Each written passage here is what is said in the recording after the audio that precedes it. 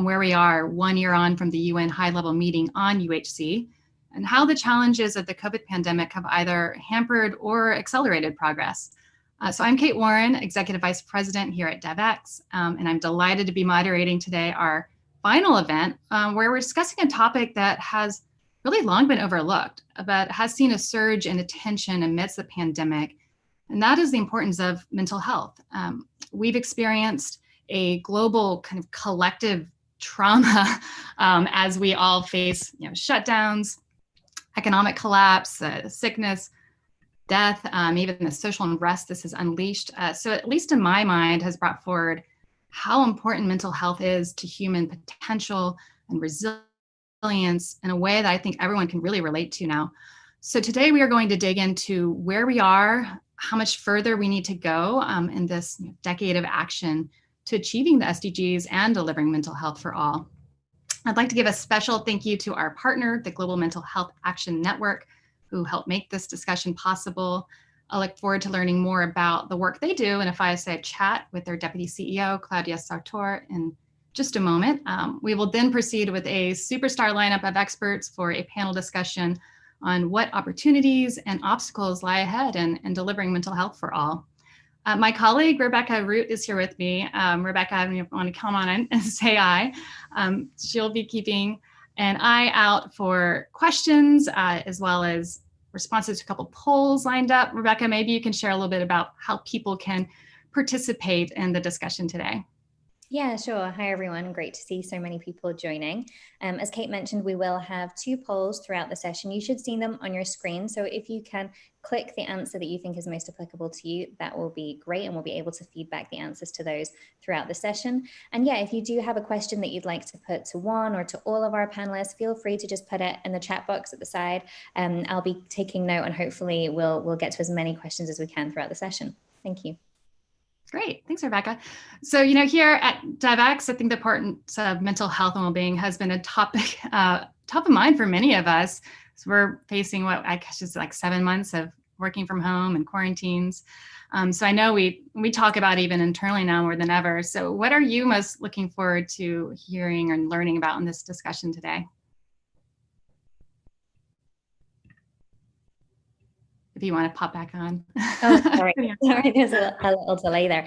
Yeah, I think it's great to see that mental health is finally getting the attention that it deserves, but I'm interested to hear how our experts think COVID is going to kind of change that trajectory. Is it going to accelerate some of the efforts that we're seeing? Is it going to change them? Are we going to see a pivot to more virtual interventions? I'm really interested to dig into that and just see what we can expect going forward, especially given COVID-19 and the impact that, as you pointed out, has just had on so many people, given the lockdowns, travel restrictions, et cetera. So yeah, looking forward to that. Great. Yeah, well, I hope we can dig into all of those today. Just as a reminder, we have our reporters. Normally they're running all over Manhattan, covering all of the events and happenings as part of the UN General Assembly. They're now zipping between Zooms, but we're still providing you all the coverage. You can find it all on a special site, unga75.devex.com. So we have news, events, even a special section on social entrepreneurs that we produced in partnership with Skoll. And if you want to follow the conversation or participate online, you can do so with the hashtag UHCPavilion. But without further ado, I'd like to get started and bring in our first speaker, Claudia Sartor, who's the Deputy CEO of the Global Mental Health Action Network. Claudia, thank you so much for joining us today. Claudia is an attorney by profession and is a global mental health advocacy leader whose passion for mental health was inspired by having personal experience living with a mood disorder. And she's an active member of the Global Mental Health Action Network, which is an open community of mental health professionals and individuals interested in mental health who share a mission to protect the right to good mental health and improve political and financial support across the world. So Claudia, again, thank you so much for joining us today. Thank you. Thank you for having me. So the Global Mental Health Action Network has 850 individuals from more than 70 countries working together to accelerate political and financial support for global mental health, really through joint advocacy. So I want to see, what do you see as the most pressing issues today facing mental health globally, and how do you see your advocacy efforts really advancing them? Well, just to take it a step back, so I am Deputy CEO of the Global Mental Health Peer Network and not the Action Network, right? So we're a lived experience advocacy organization that was established in 2018, and our work primarily focuses on two key aspects. One is to provide a sophisticated platform where the lived experience community can come together and have sophisticated communication about issues pertaining mental health, and also to have a platform for them to, or for us rather, to share our experiences and give our opinions on certain very important mental health related issues. And the second most important thing for us is to develop lived experience expertise. So when you ask the question is what do we feel is very important, it's definitely the training of lived experience persons to become leaders in the world, to really advocate for global mental health and promote human rights as well. And what do you see are the real benefits to having that lived experience and really being able to advance mental health progress? Yeah. So just to give you maybe some context in the audience, some context. So our global structure is defined quite nicely, as in we've got our board of management, and then it's the global office, and then under that we've got a regional executive committee as well as a country executive committee, and then sort of within those committees we have subcommittees, which are smaller working groups that focus on particular areas like your youth, research, your even family related issues. And the benefit of having, so everybody within our organization, basically what I'm trying to say is from members to representation to management, as well as volunteers, are all persons with lived experience. So they've got that extra edge, so to speak, and almost a relatable attitude. We understand what other people are going through, and we can empathize as well as really emphasize what's important, and we can pick up on things that are perhaps not working for us as service users, for us as persons with lived experience. We also the benefits of having us as diverse voices within the peer network itself helps us expand into the broader community and then sort of rotate those issues through local and community-based, activities. So it's very important that the people that are involved with policy making, with any changes or plans with relating to health and overall health as well as mental health, is to have persons with lived experience in the center of those conversations, because we bring that, for the lack of a better word, an expertise based on our experiences. And essentially that's really what the Global Mental Health Peer Network is about, is to strengthen those voices, to ensure that our voices are heard, because each of us are unique. Each of us go through experiences that are unique, and we can bring a lot to the table, and our recommendations should be respected and really put into policy changes. So the benefit, again, is really just to have that level of expertise based on experience to come forth and be able to be a powerful source of information to countries for sustainable development, and perhaps transforming and helping transform their systems, and not just mental health systems, but societal systems.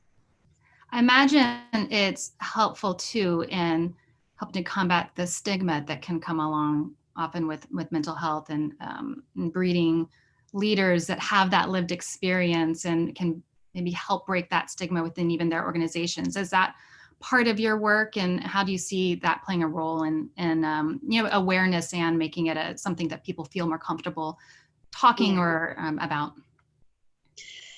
Good question, and an important question, because I think we're at the point globally where we understand mental health exists and that there's this concept of mental health, but we're also so quick to sort of attach stigma with it immediately.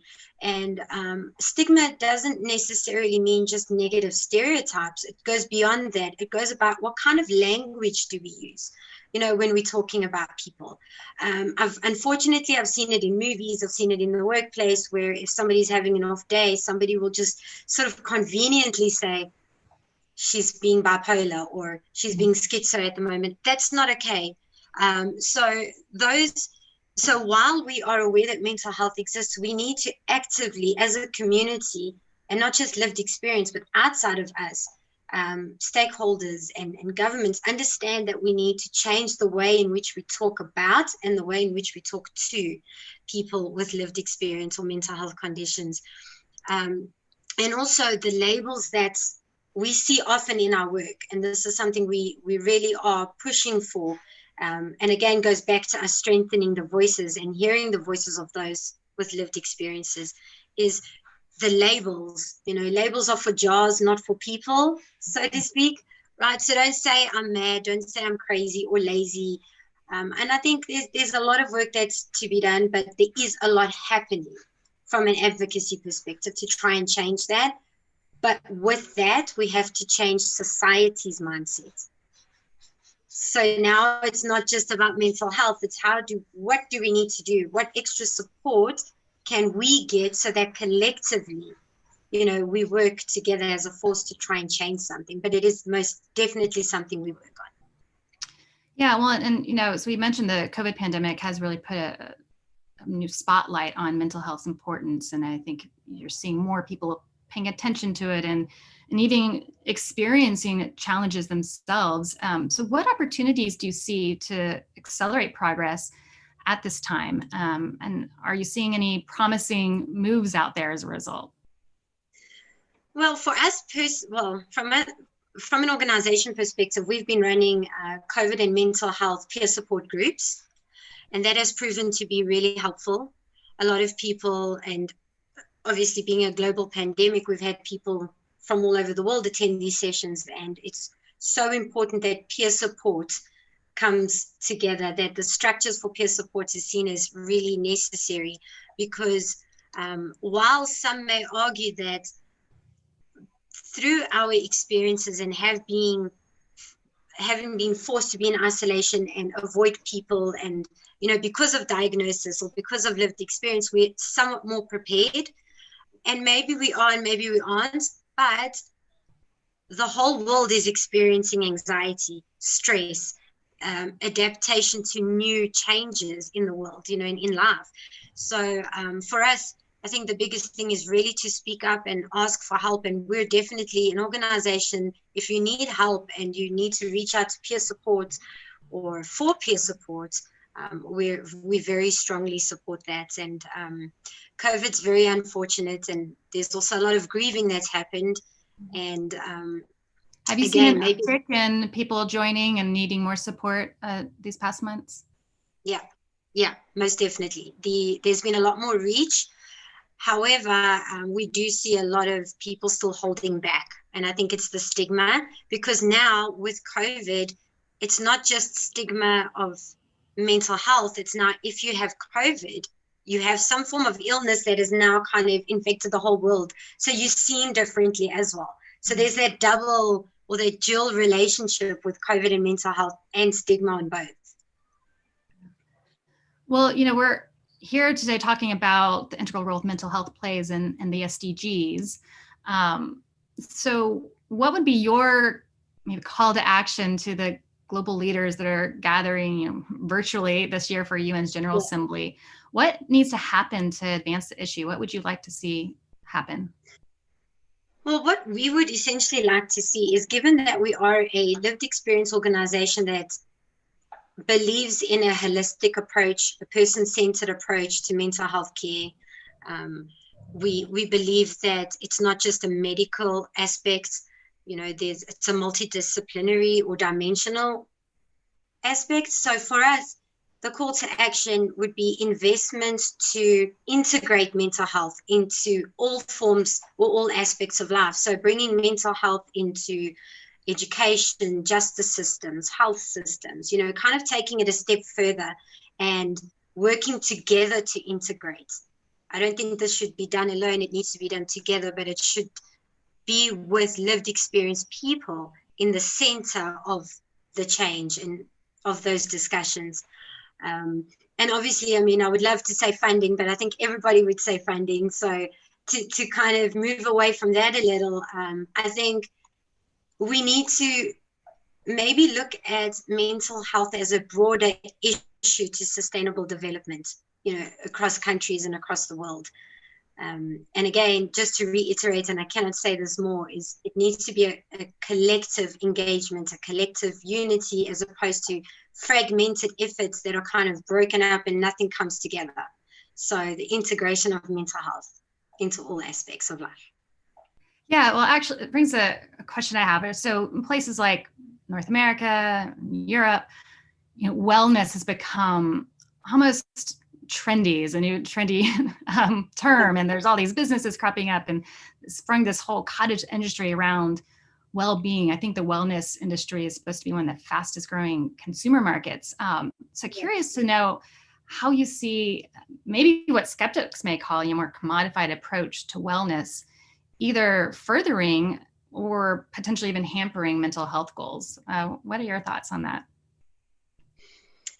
So my thoughts are, I mean, we can't, if we think about this sort of logically, you've got your physical pillar, and then you've got your emotional, and you've got your mental pillar and your social pillar. So would you adequately be able to be involved at a social level or at work or even at home? Would you be able to function properly if you weren't feeling well?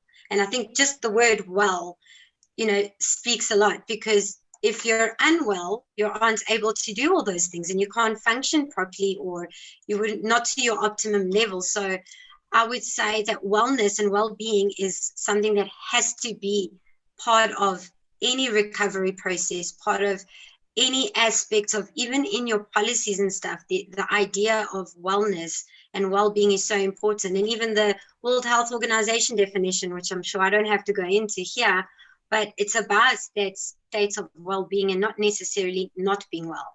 So I would say I think it needs to be spoken of more, and I'm glad that it's gaining momentum now. And I think we need to jump on that ship now and really push for it. Part of what we're doing at the Global Mental Health Peer Network for World Mental Health Day is we're challenging our executive committee, and we'll extend the invitation further, but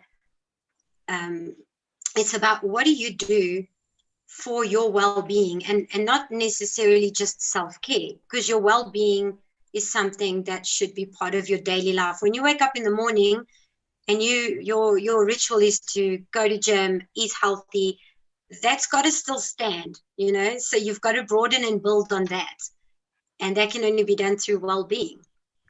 That's my opinion. Great. Yes. Well, I think we're all paying more attention to that as we're stuck in home, many of us these days. I'm curious, so for the development practitioners that are watching and joining us today, what can they do to integrate mental health support more into their work? Or how can they get involved in some of the work you're doing to learn about how they can integrate this into their programming, their projects that they're working on? Well, we are currently working on workplace mental health services. So I think that's a big area that needs to be really assessed and analyzed, because a lot of burnout, there's a lot of anxiety created within, very high level organizations. So we are working on that. If there's any organizations and corporations that need a bit of assistance with policy changes with regards to mental health, with how they could make their organization healthy and how they could really perhaps try and get a buddy system going, or try to get a mental health champion on board that then can, we would go there and do mental health talks and, speak about the importance of well-being and mental health. So, and that goes for schools as well. They're more than welcome to contact us. We are happy to help wherever we can. Great, thank you. Well, I believe we are going to be sharing a link to be able to join the network in our chat. So if anyone in our audience is interested in getting involved, one of our producers will share that link for you. But thank you, Claudia, for sharing your experience and insight with us today, along with the Global Mental Health Peer Network and Action Network for collaborating on this discussion. We look forward to continuing this conversation in the next part of our panel. So thank you, Claudia. Great. Thank you. Thanks very much. Great. Well, next, I'd like to invite our panelists to join to continue this discussion on the importance of mental health in achieving the SDGs. So we have them all coming on screen here. I'm delighted to be joined by experts from around the globe. First, we have Dr. Carly Silver, who's the co-CEO of Grand Challenges Canada. As part of her role, she advises on a range of global initiatives aligned with women and children's health and development, including global mental health. We have Jasmine Kala, who's a program manager and research fellow at the Center for Mental Health, Law and Policy at the Indian Law Society, which aims to protect and promote the rights of persons with psychosocial disabilities. And Dr. Vikram Patel, the Pershing Square Professor of Global Health in the Blavatnik Institute's Department of Global Health and Social Medicine of Harvard Medical School. A fun fact, he was listed in Time Magazine's 100 Most Influential Persons of the Year in 2015, coincidentally the year the SDGs were adopted. So thank you all for joining us today. So, the Millennium Development Goals didn't even mention mental health, and it wasn't really until last decade or two that's even become a meaningful part of our conversation around global health. SDG 3, I think, helped propel this by framing the goal to ensure healthy lives and promote, well-being, as we just discussed with Claudia. Really reiterating that common adage, there is no health without mental health. I want to put out some numbers based on some Devex reporting to kind of paint a picture of really, how far we have to go. The World Health Organization has estimated a mental health treatment gap of over 75% in many low and middle income countries. Less than 1% of all humanitarian funding is estimated to go toward mental health and psychosocial support. And for millions of people around the world caught in crises, it is estimated that only 2% have access to mental health and psychosocial support. So I would like to pose to the panelists, in your assessment, how well do you think we've done so far? And have you seen mental health inclusion in the SDGs really paving the way to more inspiring numbers to come? Is there reason to have more optimism? And I'd like to start with you, Jasmine. Okay, thanks, Kate. I suppose I'm not going to be that positive about this one. I suppose we have a long way to go. And I think the reason for that is also that the mental health just needs to be looked at, with the other SDGs in an intersectoral and an intersectional way, which I don't think we've gotten there. We still have quite a biomedical approach to kind of reduce this treatment gap, which we know has not been working. So from our perspective and from our work, we feel that mental health is socially determined. And if we need to get to any of the SDG targets, we do need to address mental health. And some of our work is actually trying to bridge that gap. For example, we feel that if you need to look at poverty, and since poverty and mental health have such a strong linkage, if you're not going to address that issue, then not going to get very far. So yeah, maybe I'm just going to keep it brief and stop there. Right. Carly, what about you? Yeah, I must admit, I share the, we're not that close to what I'd hoped. And I think COVID, I know we'll get to this, but I think COVID has not helped in terms of really surfacing some of the gaps that exist in the system and making them broader. But I would, one of the ones that I just wanted to shine a spotlight on is the interaction between mental health and gender equality. And the idea that gender actually plays a role in terms of what kinds of mental illness people are experiencing and what kinds of approaches we need to take to address it. So if you think about currently the terrible reports of how gender-based violence and harassment have increased given lockdown conditions, that's mainly women. And at the same time, we've got serious substance use disorders that are on the rise as well. And this is mainly men. And so if you think about how we've addressed mental health and care for mental illness in the past, I don't think we've really paid attention enough to how different genders are appealing to this. And then I haven't even gone into the kind of LGBTQ kind of range on this and the interactions that comes into here. So if we're talking about generally sustainable development goals leading to equality, one of the intersectionalities I'll bring out is that element of gender. Yeah, for sure. Vikram, your thoughts?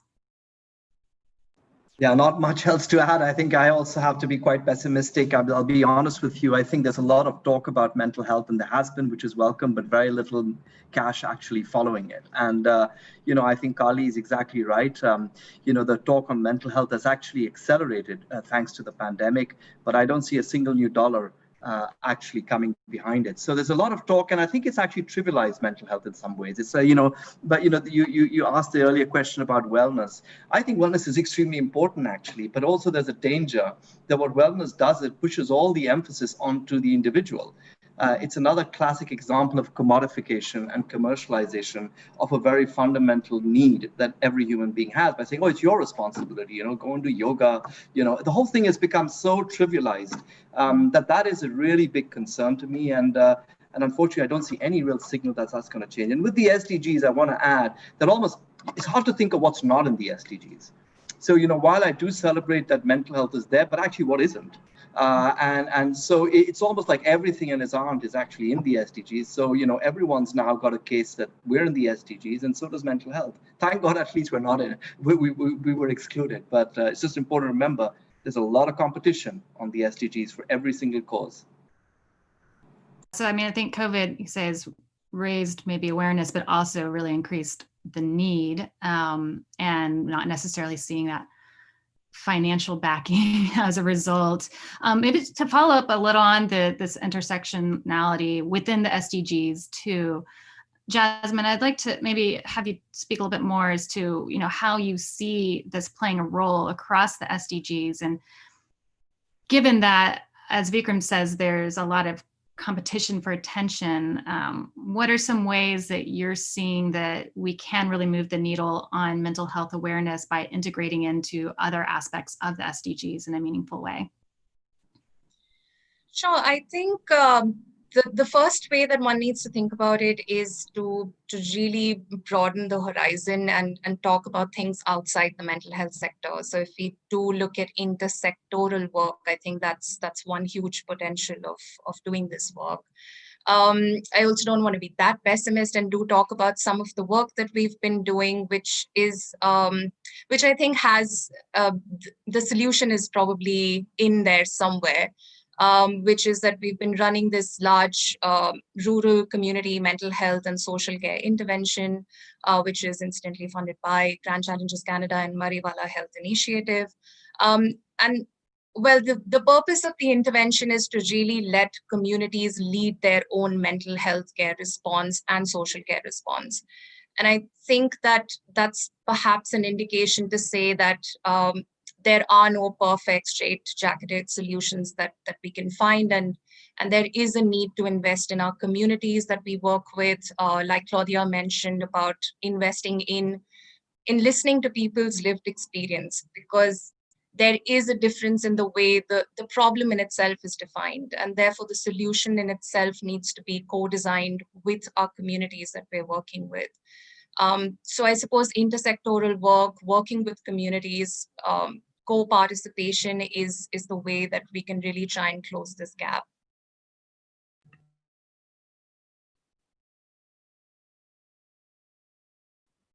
You're on mute, Kate.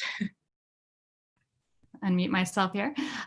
So I want to plug a poll that we are putting out there to the audience. And it's, what do you see as the biggest barriers to mental health access? The options we have there are a shortage of mental health professionals, social stigma and awareness, poor mental health systems and infrastructure, lack of funding and resources, or inaction on the part of the government. So while we wait for some of those results to come in, Vikram, I heard you really highlight challenge of the sheer shortage of mental health professionals. So how do we close that gap between need and supply? And is that really one of the biggest obstacles, or what do you see are the biggest challenges to access to mental health support? Yeah, so this is a very big question, and I'm going to try and be very brief so that everyone has a chance to respond. So I see the problem in two ways. There's a demand side issue as well, and there's a supply side issue, and both of them really converge in one fundamental problem, which is the medicalization of all mental health problems into diagnoses. I think that it's important not to actually distance ourselves from that real bottom line fact that the last 30 years have seen the conversion of mental health problems into a medical business. In most parts of the world, even the little bit of mental health care that's available is completely medicalized into hospitals with psychiatrists. There's a huge hierarchy that operates, and almost all mental health care comprises either medicines and oftentimes coercive interventions. And if you and I lived in that kind of context, we wouldn't demand mental health care. I mean, to be quite honest, I don't think people are stupid. The idea that people are wandering around with weird ideas of witches and witchcraft in their head is really not true. What they can see is what mental health care looks like in their own country, and they don't want it. So I think there is a real problem with the way mental health care is conceptualized. And even if we get more money and more resources, it's extremely important. It doesn't go into the old way of doing things. That is the mistake that I think all developing countries would make. I mean, let's be honest, the US spends 1,000 times more on mental health care than Africa, and yet about 50% of people with mental health problems in the US would not go near a mental health clinic. So it's not just a question of supply, because that's often how it's framed. And when I talk of supply, I think then if you had to address this, it means that actually you can work with a much wider, more diverse range of providers to provide mental health interventions. We already heard great examples from the Global Mental Health Peer Network, the engagement of people with a lived experience, experts by experience, we could refer to them, in actually getting the skills and support. It's not just volunteerism, that's the other thing, is that whenever we talk about community-based providers, the government usually steps in and says, oh, that's wonderful, it's charity, you should do this out of your own goodwill. No, it isn't. It actually is a very important role people are playing, and that is something that has to be adequately compensated and recognized.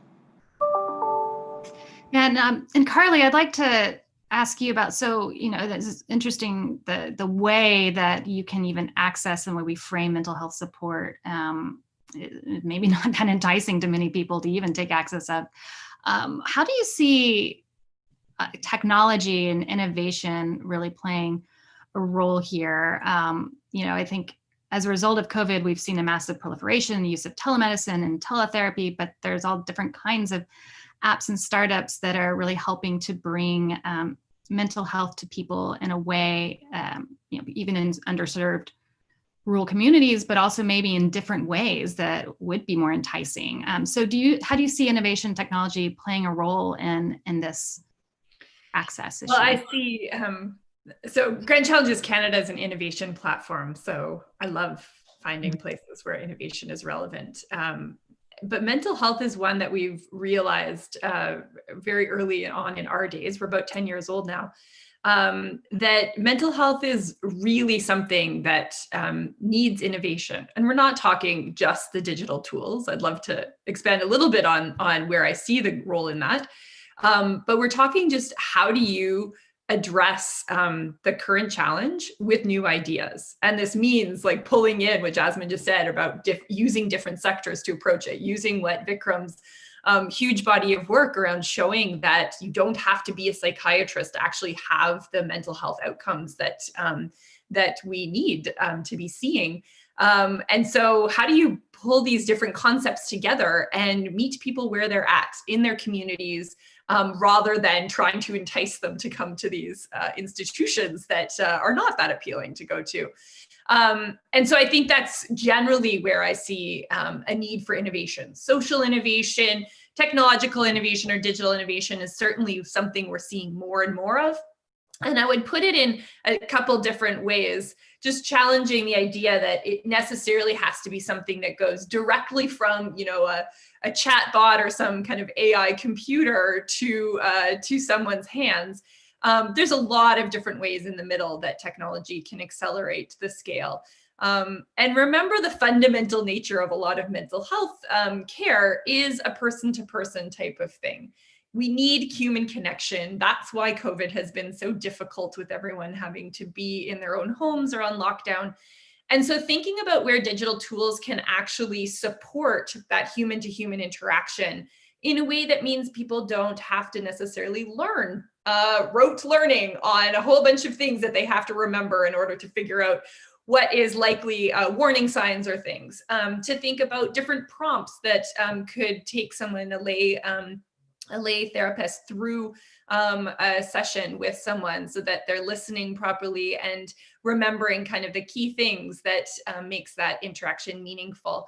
So I think digital technology has a huge place in mental health. I think a lot of it is untested, and that's where I'm excited to see a lot of investment go in the next little while. And the key thing that I see as wanting to do is expand on that person-to-person interaction in a way that actually allows things to be scalable and sustainable. That's why governments look to those kind of free volunteers in the field, is because they don't see a way that the resource intensive way of lots of mental health care that, as we've defined it now, can be done at scale.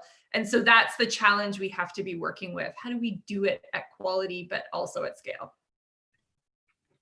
Yeah, that's, and do you see partnerships playing a role in this, and the private sector, tech sector, and how can we really take advantage of some of these technologies that are out there and scale them and get them into government budgets and programming? How do you see the role of that? So yes, to all of that. I mean, I think the challenge, as we've mentioned before, is that mental health comes from this medicalized place. And so that's really then the role of pharmaceutical companies and therapists and psychiatrists, right? And so really expanding that to understand what other core capacities does the world have that can come to this problem? So yes, including technological companies, digital companies. But I also think that there's a lot of new entrants that we haven't dealt with. Think about, and it was mentioned, Claudia did a great job mentioning kind of workplaces. Many of us spend a lot of time attached to an entity that could be another route to find people. Kids in schools, that's another route to find people. So how are we using these different areas where people are in order to really change how we conceptualize mental wellness? Rebecca, I'd like to maybe bring you in and see if we have some poll results or any audience questions as a result. Yeah, sure. We've got lots of questions coming in, which is great. But just to quickly touch base on the poll results. The first question was, what do you see as the biggest barriers to mental health access? And the results have been pretty varied, but coming in at the top has been what's already been discussed quite a lot today, and the social stigma and awareness. That's 36% see that as the biggest barrier. Following that quite quickly with 28% is obviously a lack of funding and resources. And then at 27%, we have poor mental health systems and infrastructure. So a lot of the issues that our speakers have already highlighted. But yeah, one question that's come in, and this is a really big one, so I'll be interested to see how our experts answer this. What does the ideal mental health system look like? And I guess we can think about that either through a country lens or an organizational lens, but yeah, a big one there. Thanks, that's a big one. So Vikram, I'll put you in the hot seat first. You want to tackle that? Sure. Yeah, happy to. Can I just also maybe just add to what Carly said about technology? I think this is a moment for technology. I mean, we can all see why. But I think also it's a moment to use technology in ways that are contextually appropriate. The idea that everyone holds a smartphone with 5G broadband is nonsense. I'll give you a good example. 90% of children in India who are at home because of the lockdown of schools have no access to remote learning. And this is a nonsense that, somehow everyone's got wonderful, spaces to access, online learning. So, I think we really have to be aware that there is a huge digital divide, and that, in fact, what the pandemic is fueling is a widening of the inequalities that already existed in many parts of the world. On the other hand, I think what Carly said is really important, that actually digital technologies can be used in ways that reduce inequalities, that actually are designed to actually empower people in rural and remote areas and in low-income communities to actually access healthcare better. And one great example of work that I'm engaged in is to use digital technologies to empower frontline workers to learn skills, to deliver psychological interventions. Because actually, as she said quite rightly, when you're really miserable or suicidal, the last thing you want to do is to sit with your phone and figure out how the hell to sort it out. I mean, if you had a choice, would you like to have a compassionate person talk to you, maybe remotely on an online platform or in person, but who's skilled and who knows what they're doing? Or would you prefer to sit on your phone and sit with a chatbot? I don't think that the majority of people would prefer the phone. And there's very good evidence. The uptake on these remote digital self-help tools are very, very low. And they work best when they're blended with a human provider. So I think that's the answer also to my question about the ideal mental health care system, is to really invest at the base of the pyramid, which is to invest in a community-facing workforce that is equipped with the skills to deliver evidence-based interventions. Almost always, they will really integrate psychological needs with social determinants, because you can't separate these out. That's the other, falsehood of mental health care, that it's a very narrow clinical approach. No, it's not true. Anyone who's had a mental health problem will know that you cannot separate your social determinants from your mental health needs. And so classically, at the base of the pyramid, which is the foundation of every mental health care system, is a fully equipped, supported, incentivized system to provide mental health care integrated with social care. And then, of course, that has to be coordinated with specialist care for people who do need more specialized services. Thanks. Yeah. Carly or Jasmine, do you have any thoughts on your ideal system? Let Jasmine to go, because I think describe what she's doing. Sure. Well, I would echo the pyramid, right? So the pyramid of care is saying that the base of the pyramid is self-care and informal care. And I think in an ideal mental health world, we do know that mental health is a spectrum. You don't just wake up depressed, right? You have concerns, you have issues, you reach out to people that you trust, you have faith in, and that might not be a mental health care facility. So how do we actually build this ecosystem that you can feel safe to express what you're feeling, that you have the resources around you to access whenever you're not doing well, that people around you know what is the appropriate language to use, what are the appropriate techniques, and there are lots of evidence-based techniques out there. So how do we make this more accessible to all of us and to use on a daily basis? And and I suppose link up with services wherever required, rather than make that as a first response. So I think we really need to capitalize and use the capital that already exists within our systems. We do have support care, which is not based inside a mental health care facility, but it's outside of our, outside of that, which is your schools, which is your families, friends that you talk to. So how do we really build that conversation of mental health within this everyday narrative would be my ideal space too. Yeah, so, in mental health, it's a pretty big umbrella, right? I mean, we've talked about all the many things that can fall under it, everything from just, well-being and daily meditation to really chronic mental illness and disease. That it's, how do you prioritize and focus mental health programming when there is really a wide umbrella under it, and there are probably very different interventions that are needed depending. I think also much of what we're seeing now is an increase in maybe more acute mental health issues as a result of COVID, and it's maybe a little more circumstantial. See that in a lot of humanitarian contexts and crises versus more lifelong chronic challenges. So just curious how you think we balance all of that and prioritize. Maybe Carly, I'll start with you first. Yeah, I mean, I could give you a really kind of epidemiological based answer, but I think I won't do that right now. And I think where I'll go is really on more of the prevention side. And so I think the idea that a lot of the approaches that we have currently developed are also ones that focus on kind of addressing the issues once they've surfaced and once they're quite far down paths is a huge challenge. And this comes up in every single field. But I think there's a really exciting opportunity in mental health to think about where to focus on young people and where to focus on actually unlocking the brilliance of young people, the creativity of young people to come up with these solutions. So if you think about, why would we focus in on young people? A lot of it has to do with the fact that most mental illnesses start to show by the age of 25. So we're getting symptoms already at that early age, but they're not really stopping people's productivity until later. And so the idea that you can kind of be addressing them early on can make the community-based interventions a lot more feasible. I also think that the idea that you could also use this to see what new creative ideas are out there for young people to come up with ideas that make sense to them is a really powerful one. We just launched a call for proposals, call for ideas in this space during COVID. And I think the convergence of this really showed up in the numbers. We normally get a couple 100 to 300 applications when we do a mental health call.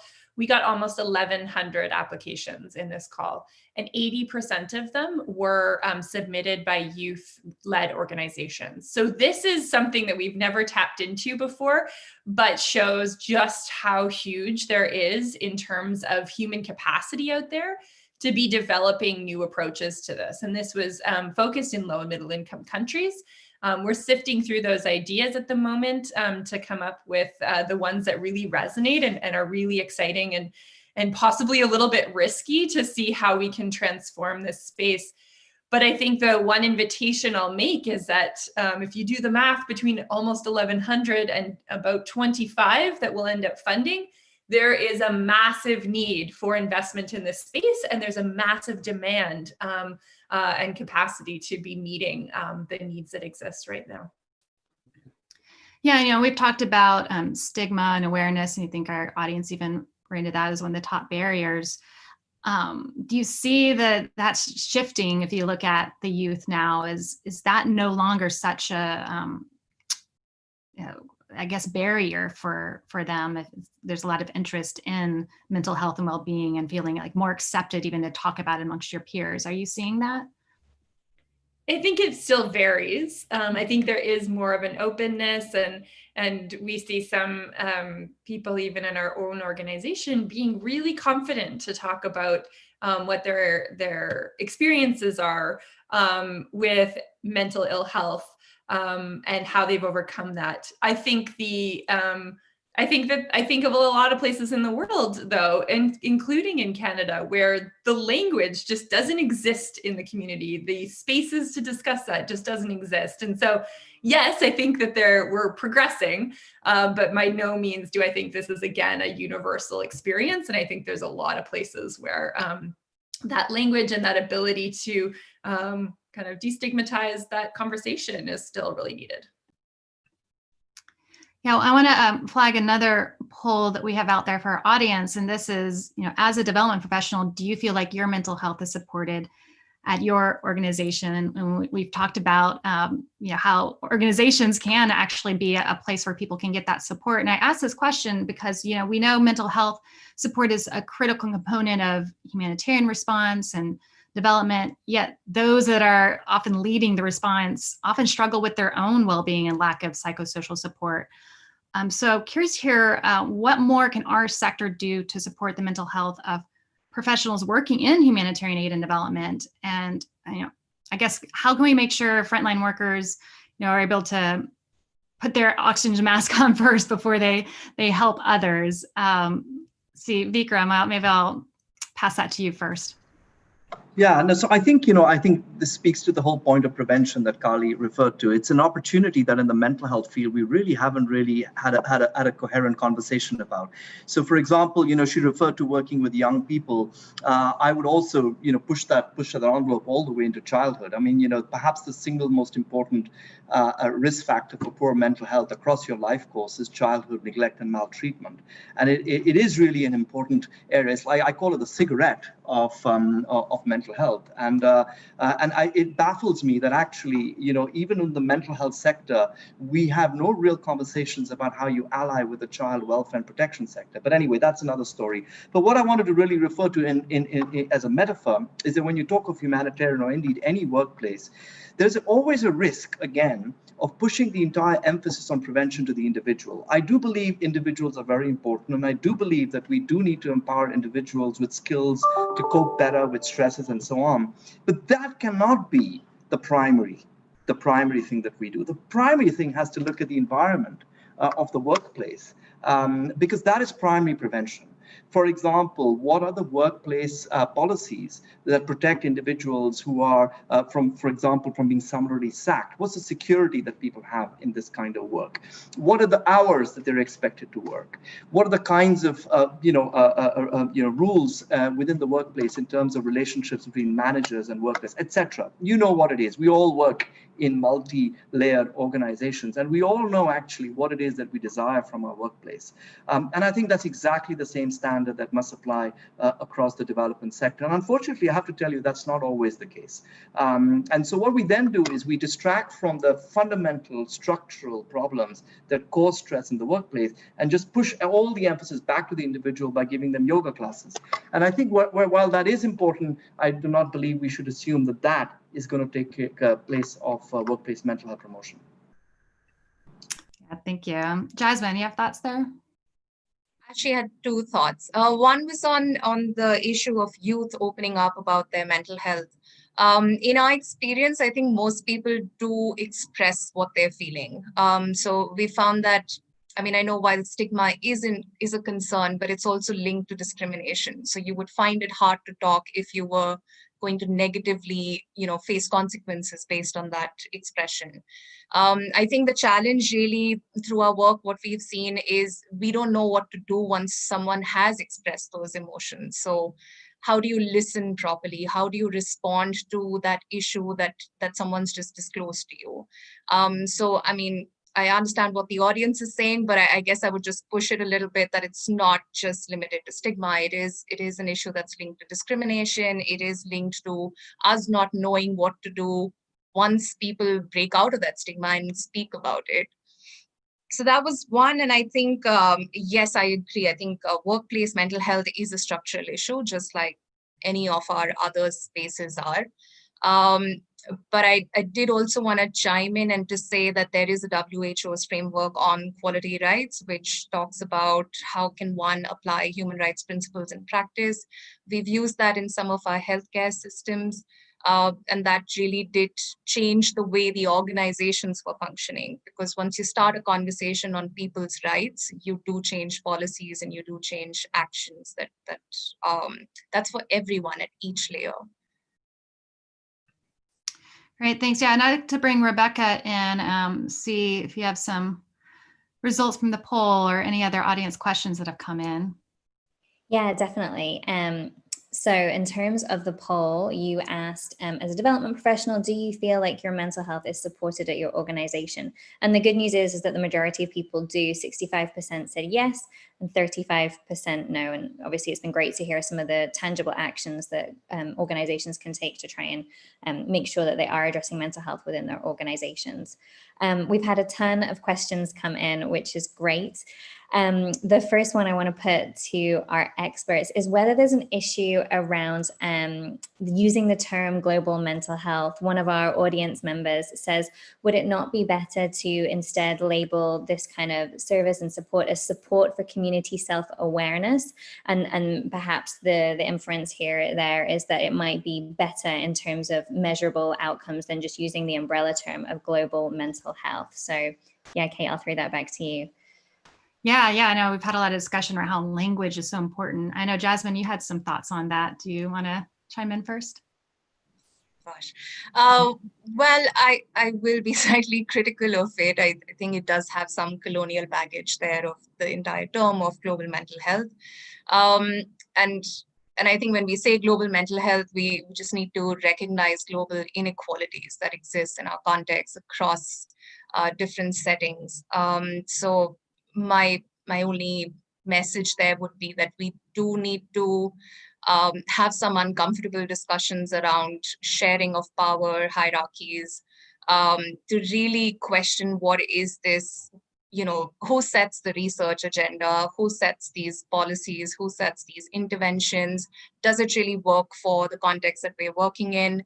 And technology is perhaps a good example to think about that. Are we pushing the agenda of technology when it's not going to solve anything? Do we even need it?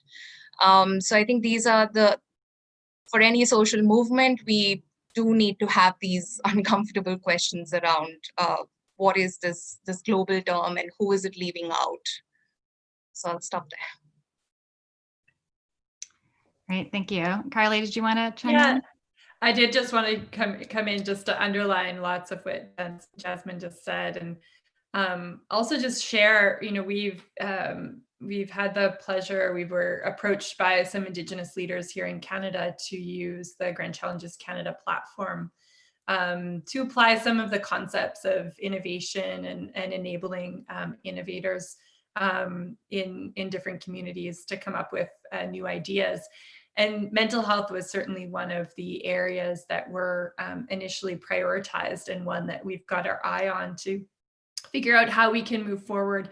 And I think one of the really powerful things about when I reflect on that kind of global element of it, it's rather than the universality of kind of one truth of how to do this, but rather the global nature of this problem. And the fact that it really is something that I think even someone said, the idea that even in the States, that only 50% of people are going to get a healthcare system or going to get mental health care, even though the systems are much better than in other parts of the world. I would say the same type of thing in Canada. And so I think there's an interesting idea of really being able to learn from a lot of different knowledge bases on what works in this place, in this area. So maybe that's the more kind of positive, but I definitely take all that Jasmine said about the complications of that term. Yeah, there's not a one size fits all approach. Rebecca, any other questions coming in? Yeah, sure. We've got one specifically for Vikram about whether or not it might be better to invest more in preventative measures at a community level rather than just looking at curative measures. Yeah, this is always a tension, isn't it, between the public health and the clinical. And this has been a tension, I can tell you from my own personal life experience, which I saw in HIV/AIDS play out for a decade when about 10 million Africans died, because there was a belief at the highest level of global development that once you got HIV, you should be allowed to die because the system was too weak. And so all the money for a good part of a decade to 15 years was pumped into condoms and abstinence. I remember that it was a massacre, and I think my own community of public health scientists colluded with it. So I would absolutely not make this a choice. This is a Faustian bargain. It's a wrong choice. I think we need to invest in both prevention, and we need to simultaneously also invest in care. We do this for cancer, we do this for heart disease, and I see absolutely no reason why we wouldn't do this for mental health problems. Thanks. And I think we are getting close to the end of our time here, but I do want to pose one final question to each of our panelists. And that would be, what would be your call to action to the global development community and leaders that are gathering this week? What actions can they take now to make mental health and well-being an attainable goal in 10 years? So maybe Carly, I'll start with you, but if you had just kind of one point you wanted to get across to them, what would that be? I think incorporate mental health in all the plans for building back after COVID. The system isn't working across the board, but this is also the opportunity as everyone's thinking about what's next, and pouring a lot of money into systems in very good ways, to don't just replicate what's been going on, build it back, design it better, and make sure mental health runs through it. Jasmine? I guess I'll just add on that I think mental health just needs to be defined as a development issue. It needs to be framed within the human rights framework. And like Ali said, like invest in evidence-based interventions and scale them up. I think that's my message. Vikram? Sure. So I think, just building on what we've just, my panelists have said, I think I would like to say that while we certainly need more money, we need to spend it wisely, guided by the best science. And if there was one key message that emerges from this body of science, is that mental health care must embrace the diversity of experiences and strategies which work well beyond the historical emphasis on narrow biomedical concepts that really reify doctors' diagnoses and drugs. Right. Yeah. So, well, thanks. Sounds like, there's still a lot of work to do, but hopefully, as Carly said, maybe a bright spot of this pandemic this year is an opportunity for us to build back better, maybe more awareness, more community-based approaches, recognizing that mental health can mean a lot of different things to different people in different contexts. So thank you all so much for joining us today and sharing your time with us from wherever you are. And thank you to our audience for your engaging questions. I do want to thank our partner again, the Global Mental Health Action Network. We will be hosting another event with them on Tuesday, October 6th, on delivering mental health for all, why investment now is crucial. So if you want to continue the conversation around the need for financial resources and investment and what opportunities lie ahead, hope you'll join us for that event. I do also want to thank our partners that have made this entire UHC Pavilion the past few days possible. We have SEED, Takeda, World Vision, Plan International, the Japanese Organization for International Cooperation and Family Planning, AstraZeneca, Digital Connected Care Coalition, Transform Health, BD, MSD for Mothers, and Smile Train. You see, it takes a lot of groups and organizations and people to put this together. So we really thank you for your support. Again, you can follow all of the Devex UNGA 75 coverage at our site, unga75.devex.com. And if you missed any events from the past few days, you can find them streaming on our social channels, as well as we'll be emailing them out to anyone who'd registered for them in the coming days.